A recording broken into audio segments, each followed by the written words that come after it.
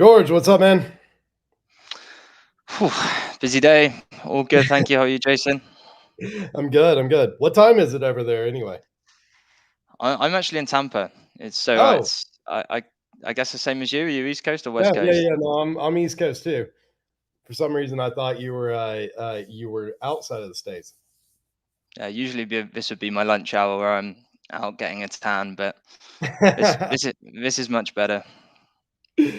That works. That works. Well, thanks for coming on with us. Excited for the chat. Before we jump into it, though, give a quick intro to the audience. Yeah, sure. So, currently head of growth and strategy at Selligence. So, Selligence is an autonomous predictive intelligence tool used predominantly by sales teams and recruitment teams to essentially streamline prospecting. So, aggregating the world's data to look for about 116 triggers that we've seen in the past to lead to future headcount growth or future spend within organizations, partnering that with contact details of decision makers usually, just to really help streamline that entire process and help really response rates and close rates as a whole. That's awesome. And yeah, if you're in a growth role, then you're close to my heart. We're going to get along great.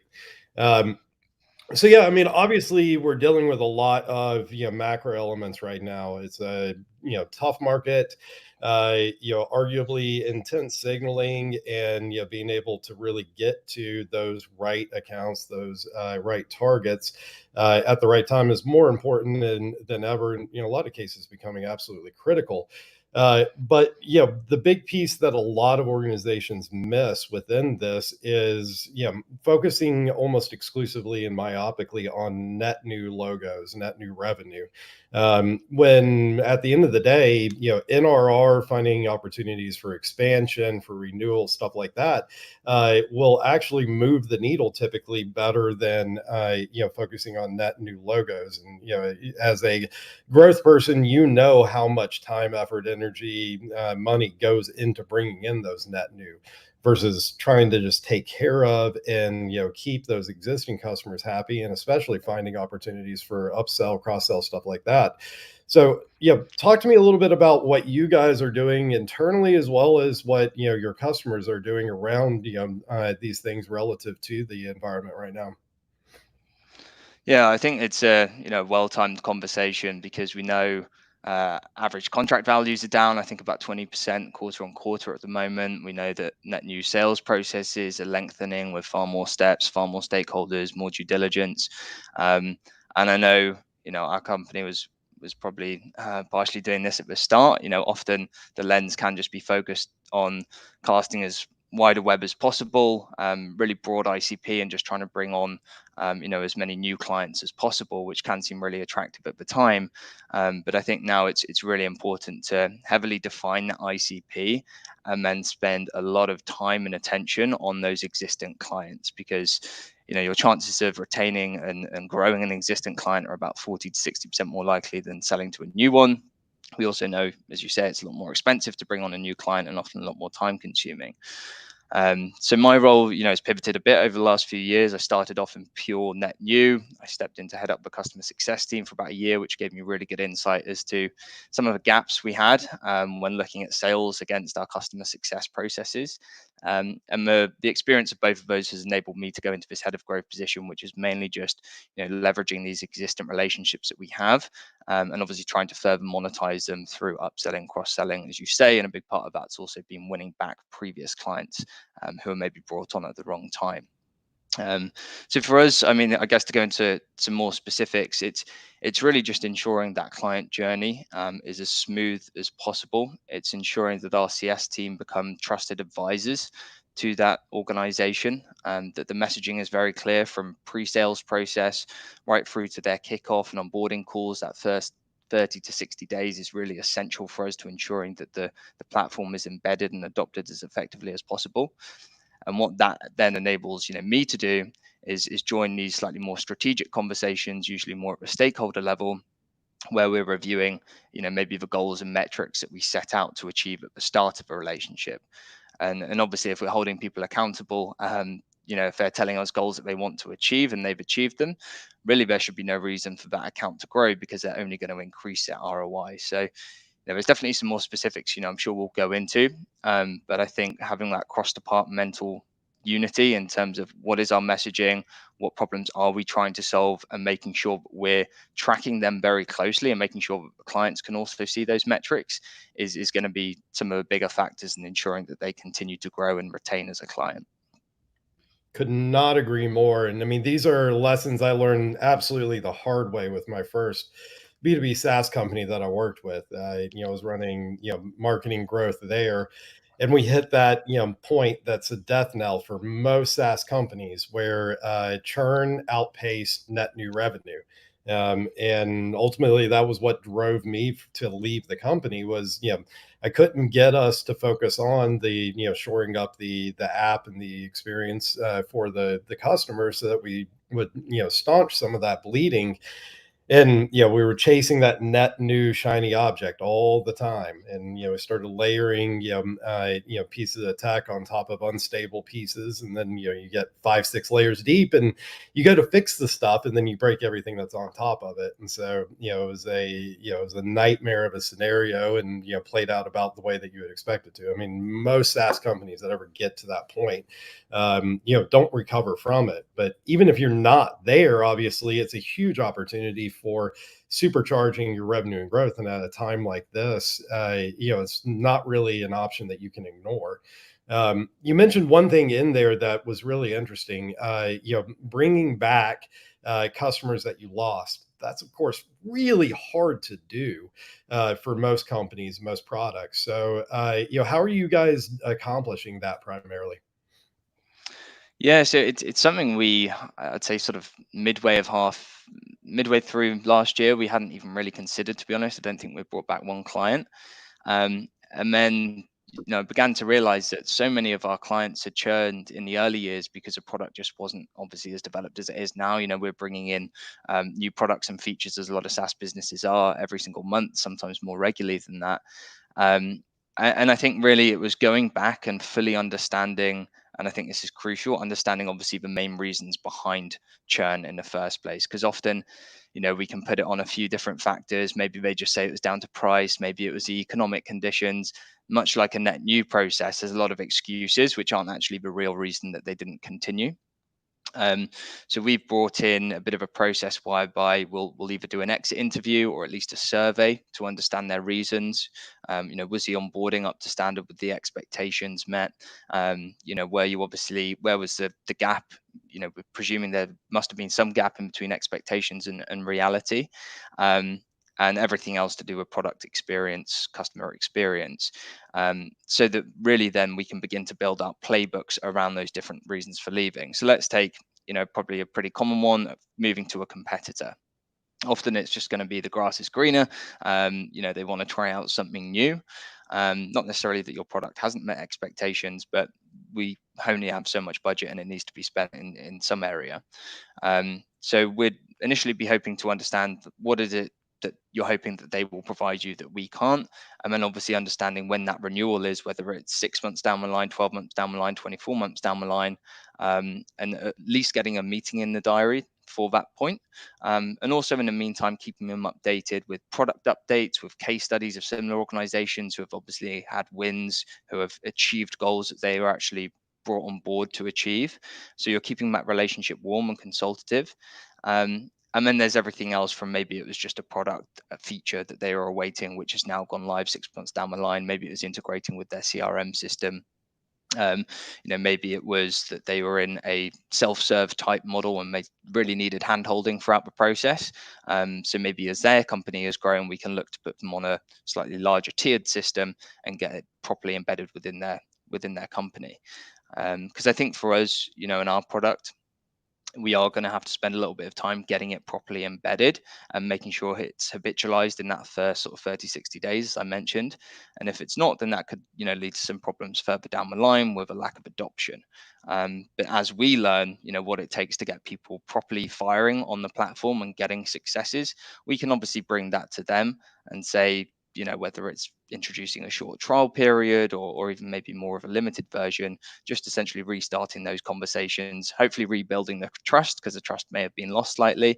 And we actually brought back over 20 clients in Q4 of last year, and we've still got them all retained and on board, and actually off a lot of them were actually at a higher subscription level than they were on previously. Impressive. Congratulations on that. Um, and I mean that highlights another point to it that I've run into, increasingly in talking to people like yourself, where a lot of the problem with churn for these organizations came from that growth at all costs mindset. So going so aggressively and adding net new logos to it, even when it may not have necessarily been a fit. And so whenever you bring somebody on like that as a customer, then the ship's largely sailed most of the time. Mhm. Because unless it's like a very a feature that comes out not long after they're onboarded, or you find a way to solve for a use case, like the ship's largely sailed in that scenario. And then there's nothing you really do from a churn or retention standpoint whenever you do that. And so I think it highlights kind of how we set the stage and sort of got ourselves into a lot of the issues that we're dealing with right now. Obviously, all of this stuff, to be able to execute against it and do it well, requires a lot of coordination across different teams, different roles, stuff like that. You've got handoffs between different ones. You've got overlap between, success, support, depending on where you situate, upsells, cross sells, whether it's on the sales side, the CS side, whatever. How do you guys tackle that complexity?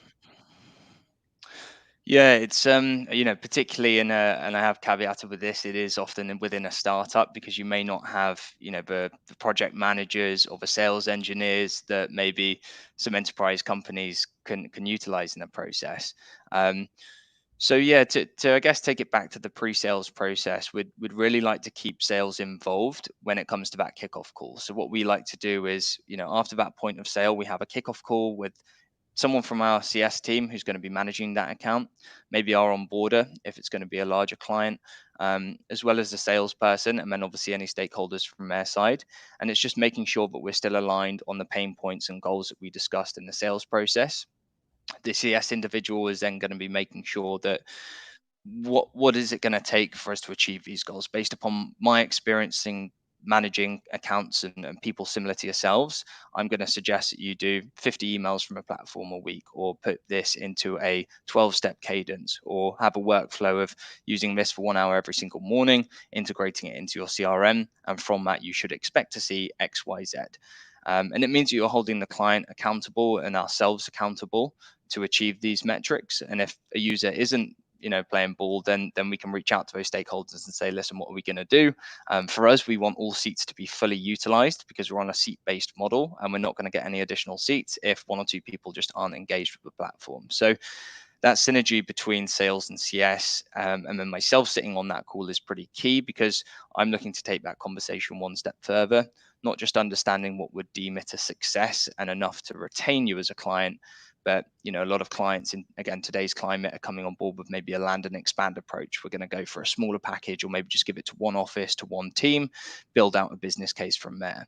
So I really want to understand what are these big metrics that we want to aim towards, that would enable your CFO or your COO, whoever it's going to be, to easily make the decision to grow this account moving forward, once we've hit the desired goals. So those are a few things we're looking at throughout the client journey, and we'll be monitoring them on a quarterly business review, typically, again, with similar people involved. I think, if you're a real startup and you don't even have someone in a like growth position, or maybe quite a limited CS team who are doing a lot of tech support as well, you can definitely loop in the pre-sales, the account executives back into those QBRs as well, especially if they've got a good relationship with the stakeholders. By all means, you can definitely leverage that. We've done that quite a lot successfully. And then just from a sort of product standpoint, the worst thing, and I think we've alluded to it, is promising a feature is going to go live, and then product aren't even aware of it, or tech aren't aware of it, and suddenly 3 months into the subscription, they're still awaiting this feature, which is pretty crucial to achieving these goals and metrics. Your chance of retaining or growing that client is probably just dropped by about 90%. So if it is a slightly more technical sell, maybe we're looking at API solutions or data-led models, that's definitely where I like to involve product or tech an early point as possible.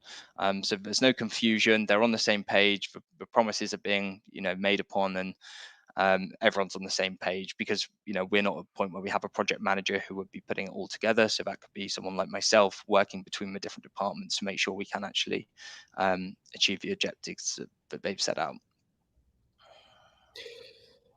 Sounds like you guys have done a hell of a job on that side of things. Are you guys leveraging any tech to enable this? Obviously, in our space, increasingly, companies have been leaning heavily on different solutions around, these CX roles. Are you guys using anything special within your tech stack relative to that? And if so, how are you leveraging those? Yeah, so there's definitely, let's say a client's been brought on board, and they're a few months into their subscription. Um, there's definitely tools that we'll use to look for these triggers that indicate that they could be primed for an upsell or cross-sell opportunity. I mean, hopefully we're gathering that from our organic conversations, but we use Vitally as a customer success CRM. We use Salesforce as our main CRM, but most of the health score tracking and metric tracking is done through that. And what we're looking at is, the core staple usage, how regularly are the people logging into the platform. For us, deep product actions are quite crucial as well, because a lot of people will use systems, but not necessarily in the way that we want them to. But if we see them revealing contact information, if we see them emailing through the platform or adding this data into their CRM, then that's a really good sign for us that they're obviously using the platform in the correct way. They're enjoying using the platform. And actually, on the quarterly business reviews, we'll try and tie in our reports from what we're seeing on our side, and ask the client, if they've got their own CRM system, to track the slightly more fine-tuned metrics of how many of our opportunities are actually making it into a deal stage, and what clear ROI are you receiving. So you're definitely using the likes of Vitally. We've also used, sales engagement tools such as, Outreach and Cloud Talk, within the customer success and growth team as well. And I think it's just as important for people in CS or growth to have those tools as it is for, sales individuals. I think sometimes they can be left behind slightly, but really we can set up playbooks with marketing as well, to make sure that every time we do see a win, or every time we do see 100% account utilization, every time we are seeing good feedback, positive sentiment on calls, that we're putting them into some form of playbook through one of these sales engagement tools. Whether it's just getting a champion at a slightly lower level and maybe including them on the next QBR to speak how highly of a product to their decision makers, or of course to the decision maker themselves. So yeah, there's a few bits of tech that we use, and obviously our own platform will typically be tracking our clients. Just to flag it, it's very good for myself to track our clients and see, when have they just appointed someone new, have they just opened up a new office, have they just been acquired. And sometimes it can actually be a bit of a threat to churn. Obviously, if someone's just been acquired, that could mess everything up. If one of your main stakeholders has just left a business, that could put everything in jeopardy. So it's really crucial to leverage that market information as well, to understand the state of play with your clients, and make informed decisions on that. Well, hats off to you, because it sounds like you understand the tools are just that, a tool. I see way too many organizations leaning too hard on these solutions as if it's going to solve the problems, as opposed to giving them signals and indications of where they need to focus. I'll never forget the first time that I played around with them. This is going way back early in my career. I made a really funny, interesting mistake within it. So it was like I got it spun up, and I was like, all right, first place we need to go focus on and reach out to are the people that are about to renew, and usage is like, and is tanked. I was like, we need to go get in front of these before they churn, and before renewal comes up. Turns out that was the worst thing I could have done, because 201, they almost every one of them canceled whenever we reached out to them. It was like, oh crap. And so like learned a really important lesson really early on relative to that. It was like, you got two key points whenever it comes to this, in my experience, that you've got to focus on. It's when you have a failed onboarding, and so they just never got up and going. And then it's when you find that they were successfully onboarded, they were going, and then you see it fall off. And in both cases, it is so critical to be right there on it, because if you let much time pass, I mean, you're basically back to the scenario of trying to bring on a lost customer. And we already talked about how hard that is to do. And so, it's really, really critical within that to do that. What are some of the signals that you look for relative to those two kind of, critical pieces within it? Yeah, in terms of then becoming more of a churn threat. Yeah, yeah, Yeah, so it's yeah, I mean, I actually like to sort of I'm quite sort of anal in how I track everything. So even going back to win back, every single one of my clients that I'd have been trying to bring back onto the platform would have been ranked 1 to 5. 5 is like a no go. They were non ICP to begin with, or they've gone bankrupt. There's just no way you're winning them back. And one is obviously primed to get back on board. It was maybe a bad decision on their part. Maybe we've massively expanded the platform in their market since. So I think everything should always be tiered and obviously prioritized. I'm not just going back to all clients to try and bring them back on board for the sake of it. It's really making sure that we're bringing back the clients who we should have never really lost in the first place. And it's the same for these churn risks. I mean, there's probably still always going to be the occasional client who comes on board who's maybe low value, maybe it's just not the best fit, and of course we're going to do whatever we can to try and make a success of it.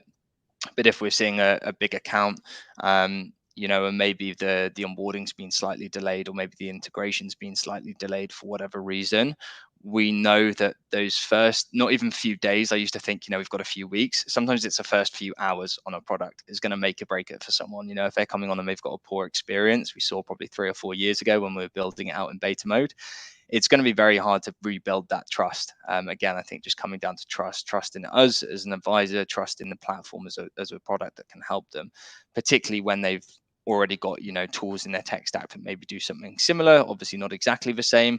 It's very easy to fall back on your existing methods. So I would definitely be looking for, any glitches, any annoyances, any tickets raised in those first sort of 30 or 60 days. And then we would be all over that as a customer success team. And I think actually startups and scale ups should really play on this. Is like, most companies I know of a smaller size are very big on giving you a lot of human time and sitting on calls with you and hand holding you and giving you so much strategic advice, being more than just someone training you on a platform, but actually taking it to that next level. So even if they're not getting immediate value out of a platform, can we suggest something with your current workflow that can be improved?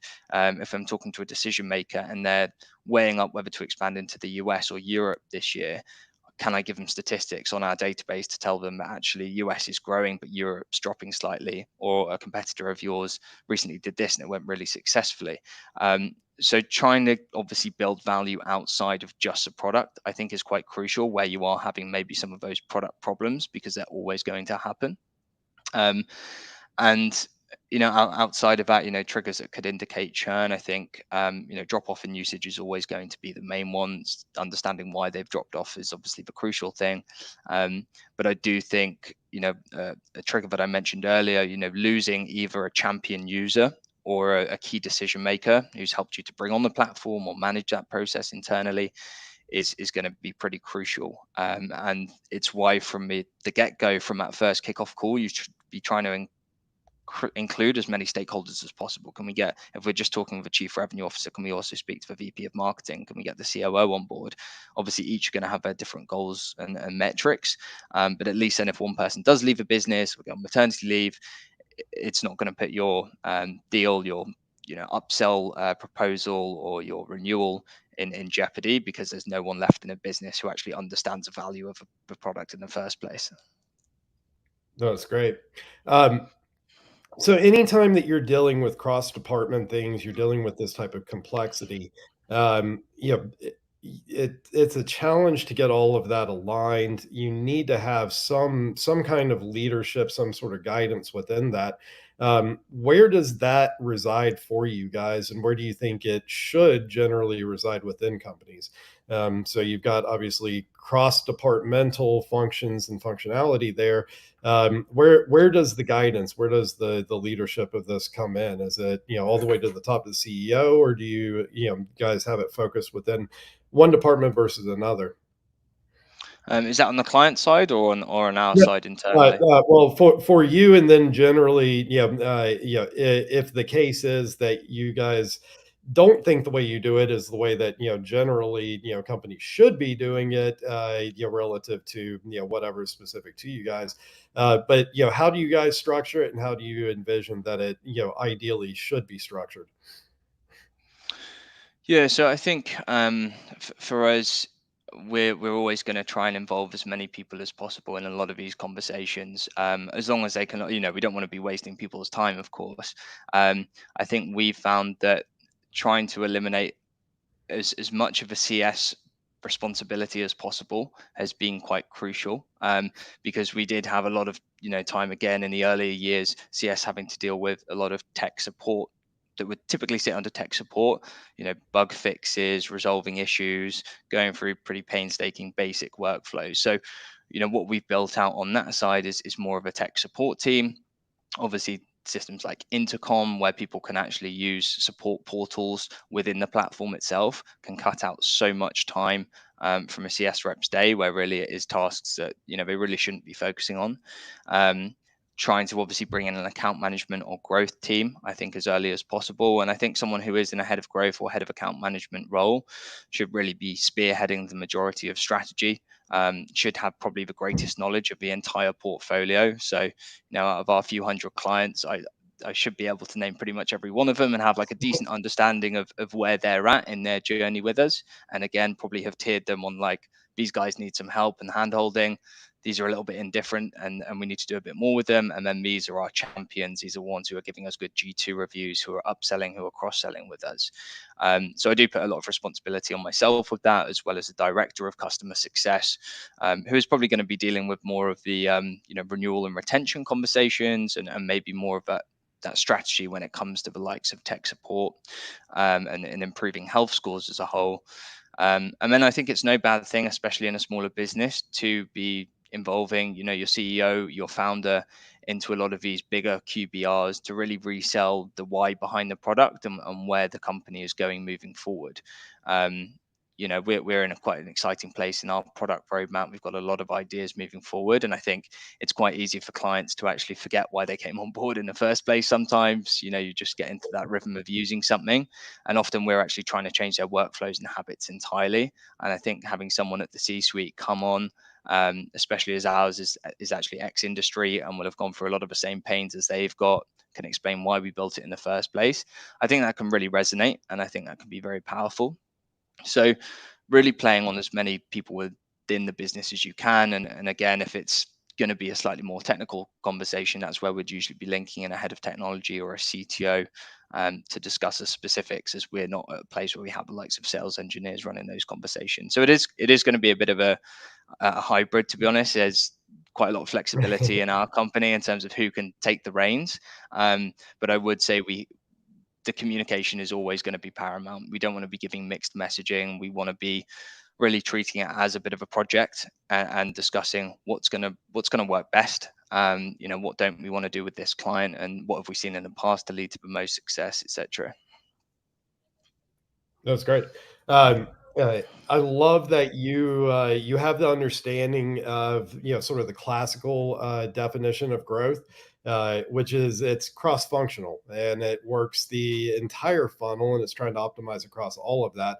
I feel like growth sort of got bucketed into demand gen in most people's minds, and they don't have that understanding of like, hey, the real goal of it is to understand what happens full cycle and optimize across that full cycle. And obviously that touches on all of those different roles and departments and leans heavily on customer success and NRR.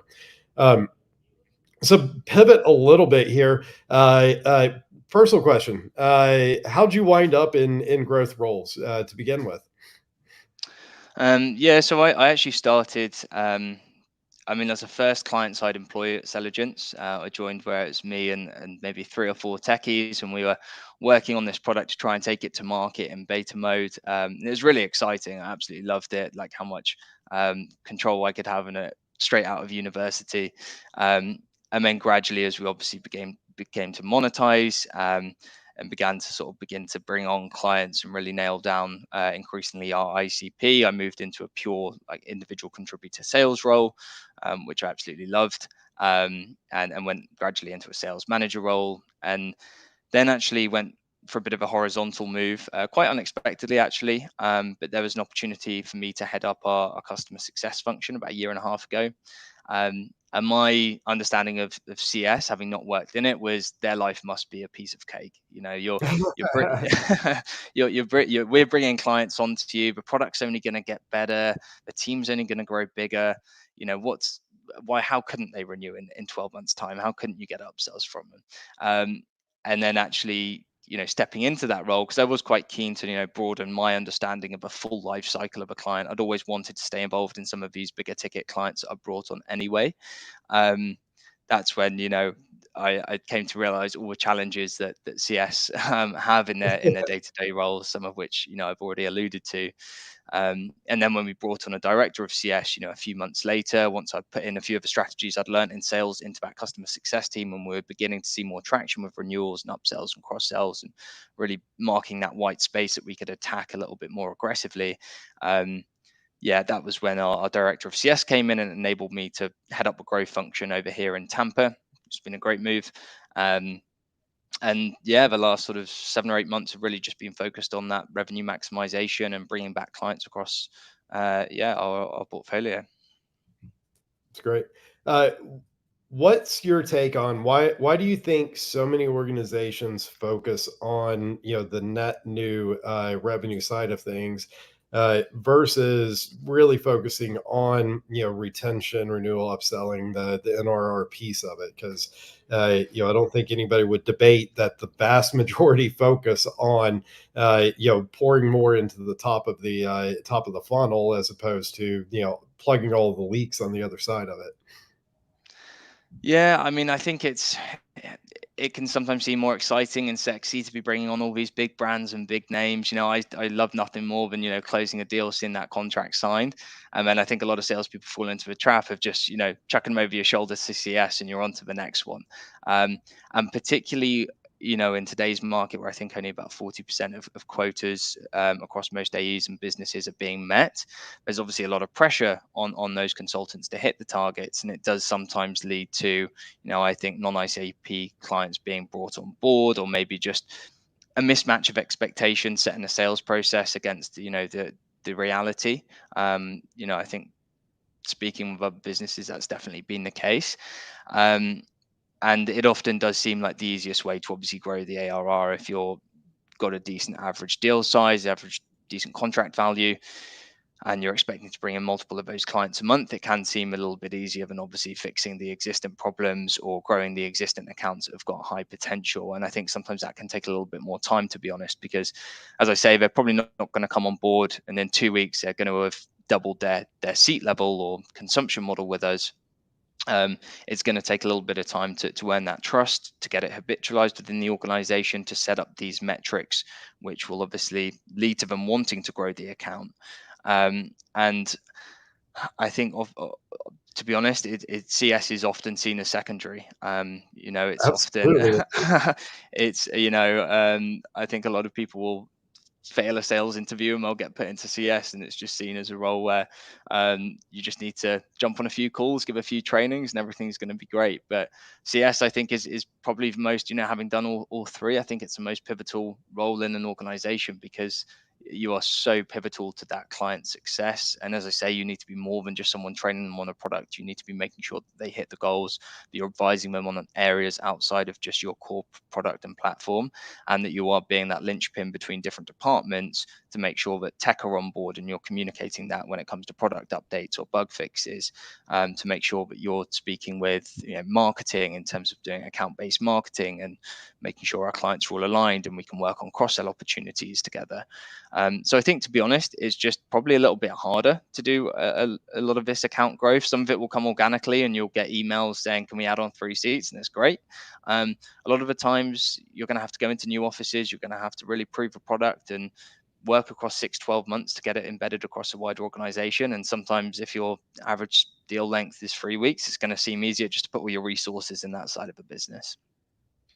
Yeah, I think that complexity, sophistication versus the relative ease, or at least familiarity and comfort on the acquisition of net new, I would agree drives the bulk of this.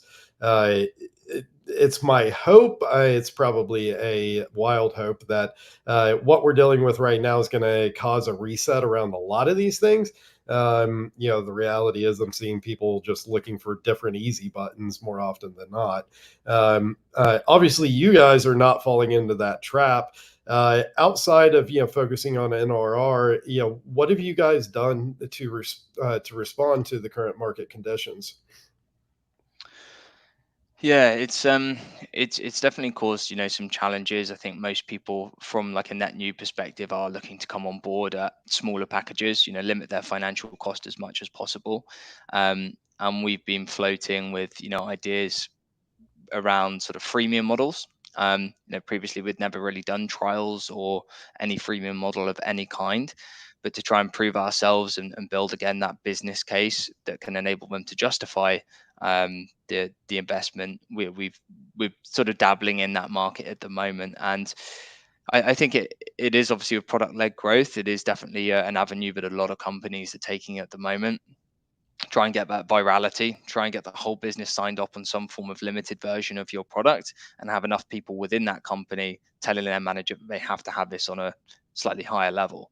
And I think that that may well be the way it goes moving forward. I know more and more buyers want a seller free experience. For the most part, I think that'll never really change at the enterprise level. I think you're always going to need, with the sophistication you mentioned, you're going to need a lot of different stakeholders involved in that process. But I think for some of these smaller deals, it can probably be done in a slightly more automated fashion on these freemium type subscriptions. And I think, having flexibility in price is always going to be a necessity. But we've also, looked at other avenues. What are our clients currently struggling with? And a lot of the time now, the priorities have changed, obviously, from last year. Growth at all costs. We want to just build out our tech stack as much as possible. If it gives us 2% ROI, more than we were receiving before, great. We're going to hire everyone we possibly can. And now it's obviously done a complete 180, and people are trying to reduce their tech stacks and streamline their headcount.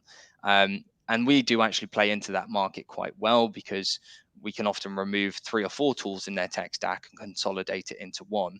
So it's actually changing our messaging, although it's pretty much the same product as last year. Whereas last year we're focusing on helping your growth goals and helping you book more meetings. It's now pivoted slightly towards, we've got market intelligence, we've got contact information, we've got vacancies and job postings, we've got the ability to email through the platform and integrate to your CRM. So although it may not have, in unison all the different bells of whistles of all of those different tools you're using, maybe you can cut out 30, 40, maybe more percent of your cost within the wider tech stack, and actually become a little bit more streamlined, if that's the main goal that you're looking to achieve. So I think, keeping an eye on the market and obviously doing as much research on companies and decision makers as you can to understand their goals and pain points, because obviously they're going to be subject to what the CFO wants a lot of the time. And then making sure that your marketing and your demos, and your conversations with clients, quarterly business reviews really reflect that. And that's often where we get the majority of our information, is just in a discovery part of demos and a pre-sale standpoint. QBRs, speaking to clients about their goals and objectives. What are they worried about in the market? What are their focuses? Are they confident that it's going to change in 6 months' time, or are they really cautious? And then consolidating that information and understanding, right, well, this is clearly where we're going to solve a pain in 6 months' time. This is where we can solve a pain now. Yeah, I've seen a huge shift in attitude towards tech stack, of moving from like, hey, we want best in class for each one of these things that we're trying to solve for, to does it do enough? Is it good enough? And can we consolidate around it? And that's been a dramatic shift over the last year or so, that I've seen. I imagine you guys have seen, given that your product is so flexible and provides so much intelligence, I imagine you guys have seen a shift in how your customers are utilizing, your platform. What have you seen on that side of things relative to them adapting to what's going on? Yeah, for sure. I think it is now. often becoming more of an all-in-one solution. And it is going to depend on the size of a business. I think, if you're sub 100 headcount organizations, you probably don't have as complete or wide of a tech stack. They are really looking to do everything through Selligence, when it comes to new business, when it comes to account management, when it comes to customer success, anything where you're really looking for triggers or contact data, they're often going to be doing through our tool. Now, I still think there's space for, where we're speaking to slightly more enterprise organizations, we're actually sometimes just feeding specific triggers into their CRM system. So they only want to know three types of acquisition or Series A funding rounds. And actually, they're just using us for a very, very specific user case. But they've also got other tools in their tech stack, maybe a Zoom Info, maybe a Seamless, whatever it may be, for gathering contact data. I still think there's definitely a case for us and probably companies out there to be very niche and specialized in what they do and really nail down, their USPs. Um, at the same time, I think sometimes the more you can do, the better. If you are going to save them cost and time spent in other tools, and I would say it's just going to depend on what teams you're working with. Is it going to be a system wide technology that the whole company has to use, or is it just going to be sat within a specific function? And obviously then the size of business as well, which may dictate that. But yeah, I'm not sure if you've seen any different.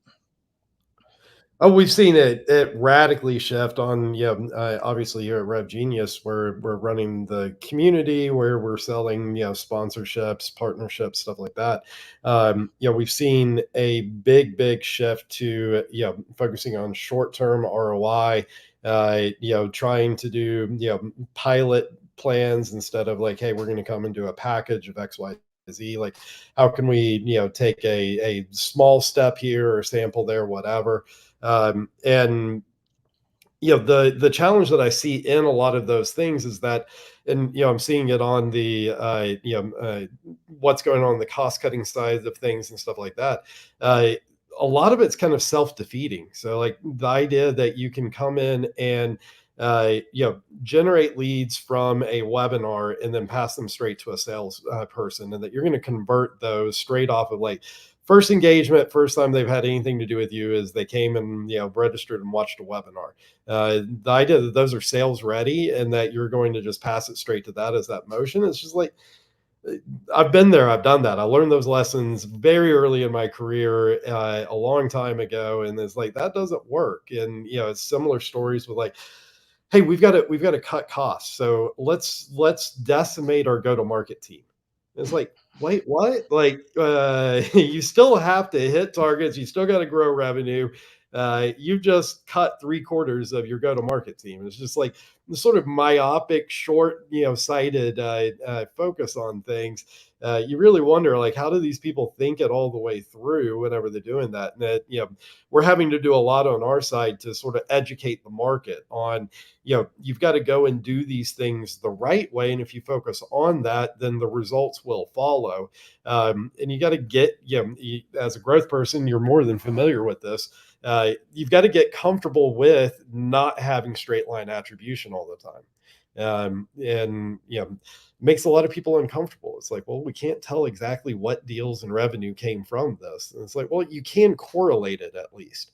We saw this with one of our partners where it was like, if you looked at straight line, it was like, it was, there was ROI, but it was, it was just barely better than break even. And then we went and looked at it. It was like, all right, what happened to your traffic to your demo page? What happened to your demo count? What happened to your opportunities? What happened to your revenue? It was like, oh, holy crap. Same time you started running this, all of these things like, 4 or 5x. It's like, okay, yeah. And it was like, okay, that ended and, it trailed off over like 30, 60 days. It's like correlation's pretty high there. So you can't say like exactly what deals happen. But it was focusing on like that engagement side of things. And I think a lot of what you're talking about on the CS, retention side of things is the same story. You've got to focus on doing those right things, knowing that, that the results are going to come from that. And I think the combination of it not being an easy button combined with not being able to say like, okay, what impact was that? How many of these accounts would have churned if we hadn't done XYZ? That's not easy to track. That's not easy to like sit there and say like definitively it would have gone this other way. And so I think those two aspects of it are probably, the biggest contributors to the lack of prioritization within it. I don't know if you would say the same thing. Yeah, I mean, I think a point you alluded to there definitely hits home. When we've had clients in the past who don't have this integrated into their tech stack and it's more of a standalone platform, it can be hard to get that accurate and clear ROI. And sometimes it's just coming from speaking with the users and understanding, oh, I just made a placement or I just did a deal through Selligence. And gathering those wins is going to be so important in this particular climate. And a lot of despite them maybe saying that the partnership goal is to get a 10x ROI or to do X, Y, Z, often there are going to be a lot of smaller, slightly more hidden benefits as well. So for us, it might be that actually they've saved about 45 minutes in research and prospecting every single day. Maybe it's just they're building their personal brand and their company brand slightly better because they're not just reaching out to anyone and everyone in a spray and pray approach, but they're reaching out in a consultative fashion and they're, making well-timed introductions to people. So it's often trying to just make sure that the client's aware, decision makers are aware of all of these smaller benefits that come with your solution, as well as the headline placements or deals or whatever it may be that's been made. Um, and yeah, on to the second point there, when it's looking more from like a customer success perspective, we've done a lot to try and really like diversify our messaging as much as possible. And I think the goal for us, moving forward is going to make sure that like each specific client has got their own messaging going to, not each specific client, but each segment of clientele, whether it's focusing on a particular industry, they're getting their own unique messaging to make sure that it's actually resonating with them. Because I think in the past we've done slightly generic, information and updates, but we want to make sure that we're really hitting home with these product updates, with these things that are going to really resonate with the clients that we're working with, whether that's on a freemium model looking to upgrade, whether that's a top tier enterprise client. It's great. Where do you see things going over the next year or so as far as the evolution of this? Do you see more and more, focus on NRR and, customer success, or, do you see companies trying to double down sort of on the, let's we just got to go pour more into the top, and on the other side of that, like for the ones that are wanting to do that, obviously culture becomes a big piece of execution around this because, like we already touched on, it spreads across, really all departments, and you need alignment across all of those. You need all roles part of it. I would argue, and I'm sure you wouldn't, object too much as a growth person. It also takes a very data driven approach to it. And so, if you're at an organization where those are not currently, things that you're prioritizing and focusing on, but it's starting to become clear like that has to happen. Where do you begin in that transition process? Yeah, so I think NRR and net new, like the focuses, the more I see, on LinkedIn, on these different channels, on these communities, it is really recognizing the importance of making sure. And I think for funding reasons as well, a lot of companies now will be looked at not just for their ARR and how quickly it's grown, but it's their NRR and keeping gross churn below that 10%. And obviously having to figure out at some point, how do we do that if we're not already? Um, so I think the more repercussions, negative NRR has, the more repercussions high churn has, the more companies are just going to be forced to adapt. It's not even going to be a choice. It's going to be essential to the continuation of a business. Now, of course, that doesn't take away from the focus on net new. I just think and hope that that's going to become a little bit more targeted. We know, spray and pray is dying just because it's getting far fewer response rates, and people are really having to hit on specific pain points and goals of these businesses to get a conversation in the diary now. So yeah, I think net new is obviously going to change. I think it is going to be much more of a consultative journey, and I think there's always obviously going to be a place for it. But I think NRR, through retention, through account growth, through really maximizing every single client you have, whether that's building out new products for them, whether it's offering different solutions, or whether it is just trying to increase those headcounts using your tool as much as possible. And outbeating your competition, I think that's probably going to be the number one priority of a lot of companies moving forward. And I don't see that as being a bad thing, because it's bad for us if we lose a client, but it's also bad for the client. Like they've spent a lot of time trying to get this embedded. They've spent a lot of time working with their users, so it's obviously in everyone's best interest as soon as that contract is signed to make it a successful partnership across months and years to come. That's obviously going to be the best route forward. um, and growing that in a mutually beneficial way, so they're getting higher levels of ROI and we're getting more revenue, again, is going to be the preferred path forward. um, and then on the second point there, was it asking around sort of being data driven in decision making? Yeah, yeah. I imagine that leveraging data in driving and using that to drive the alignment across these different teams and what you're doing, it plays a significant role in your ability to execute across this. Yeah, 100%. Health scores, and to be honest, we actually quite like to just involve our tech team just to listen in on a lot of client feedback calls as well, even if it's with a user, just so they can hear firsthand how they're getting on with the product, what's been working really well, what do they love, what obviously annoyances or frustrations, if they have any, do they have. So you've got that at more of a qualitative level. But then from a data-driven standpoint, looking at, let's say, usage stats and health scores, who's that feeding into? Obviously we're going to be using that for marketing campaigns, we're going to be using it for tech to see what segment of clients tend to actually have best traction with the platform, and probably be using that to then feed back into sales to say, right, these are the clients who are using it best and most proactively and getting the best results from it. This is probably a segment that we want to target moving forward, and probably as a growth team I want to prioritize as accounts that we can expand. And on the flip side of that, obviously, where we're having low usage, where we're having maybe a lack of ROI, um, is there anything distinctive about that client set? Are they lower headcount? Are they in a particular industry where there's less market intelligence? Or is it actually just a company who's quite happily to pull data on a quarterly basis and put it into a report, and they're more than happy to do that? So you've obviously got to take everything with a pinch of salt. And I think sometimes people can be too data driven.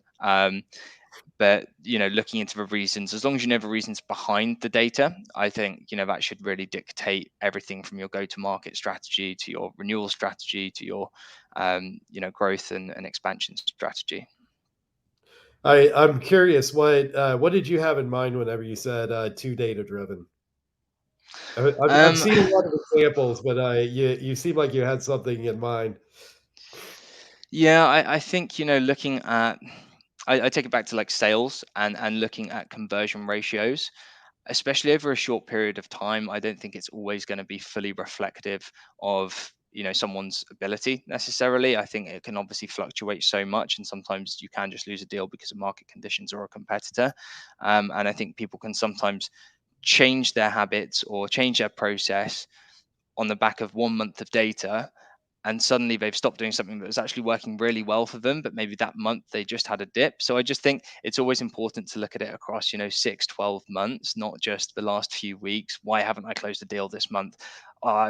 Maybe need to double my prospecting efforts, and then suddenly the quality of your prospecting or your quality of your account management goes down. Um, and actually, when we're looking at the CS side, not always taking our own impression, or even my client's impression of why they churned at face value always, because they may just say it's down to cost. But actually, if they'd have generated a 10x ROI, then the cost is probably not going to be the factor Yeah. that makes them leave the platform. It's going to be the fact that they haven't seen that value, the lack of perceived value. Um, so I think when we're doing these check boxes and we're looking at, every client who upsold this year was on a certain package, or every client who churned this year was because of this reason. Yes, that's a very good indicator, but again, there's often going to be deeper layers and some nuances within that. Yeah. Excellent call out. If you're going to be data driven, know how to use the data. You could get into all kinds of trouble, and I mean, it's one of the most basic fallacies we have whenever we're being data driven is the law of large and small numbers. Like, if you don't have a large enough sample size, you're as likely as not to pull the wrong result out of it, and that gets to be a very dangerous game. But another big piece of it that's been critical for me across my career has been uh, merging that qualitative with the quantitative. Mm, I see way too many focus on one at the absence of the other, and it's a two-way street, and you have to be constantly going back and forth on it. That qualitative informs what you're seeing in the data, but even more so, a lot of times that qualitative tells you what to go look for in the data, because a lot of times that doesn't jump right out at you. I mean, a lot of mm, people have a misconception of like, how do you do this relative to data? That like, you're gonna go look at it, and these things are gonna be like, oh, okay, that tells me something. It's like, no, you generally have to go look for it. It's been one of the big missed areas within AI, especially when it comes to data. Is like, hey, if we just feed it giant data sets with no instruction, like these amazing insights are going to fall out of it. It's like that almost never happens, and so you need that qualitative piece of it to be able to inform what you're doing there on the data side, and vice versa. The data gives you context and insights on the qualitative side of what may be going on there, and are these one-offs that you shouldn't put too much weight on, or is that high quality qualitative data that gives you direction out of that. So great call out there mm. on that piece of it. um, so George, we're getting close to the end of our time here. Let me know what are kind of your priorities, both within your role as well as the organization here, over the next quarter or two, and where are you guys trying to take things? Yeah, so when I stepped into that head of growth role, and I'd say any business who hasn't really looked at growth yet, there's probably going to be a lot of low hanging fruit. There's going to be clients who probably need extra seats they haven't even thought to ask. There's going to be clients who churned who are very easily won back because your product's developed. You've got a better team in place now. You've got a new feature for them, etc. So a lot of that increase across last year was relatively easily done. And that's always a good starting point. And I think now we're still getting that organic traffic in. But really for myself, it's focusing at more of the enterprise level, and where can we cross sell across our slightly more enterprise accounts, because they do take slightly longer, and we've began to see that traction really build across the last 4 or 5 months or so.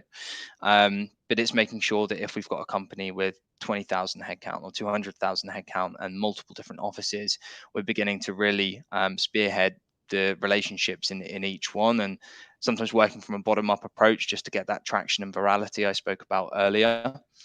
Sometimes it's working from a top down and seeing if we can maybe do a slightly larger, slightly more technical subscription. And really just making sure that the clients know the value of the platform, even if that's not to get additional seats or to get maybe additional users in another office.